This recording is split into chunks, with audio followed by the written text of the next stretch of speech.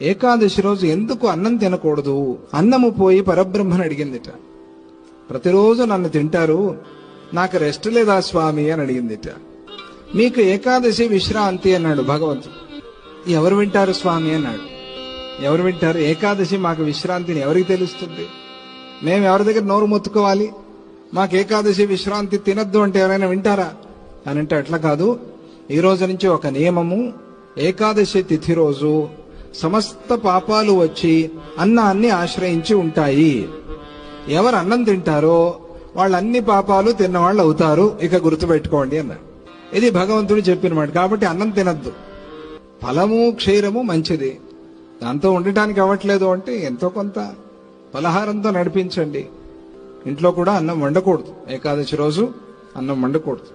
పిల్లలు రోగులు ఉన్నప్పుడు తప్పని స్థితిలో వాళ్ల కోసం అంతే తప్ప పెద్దల కోసం కాదు.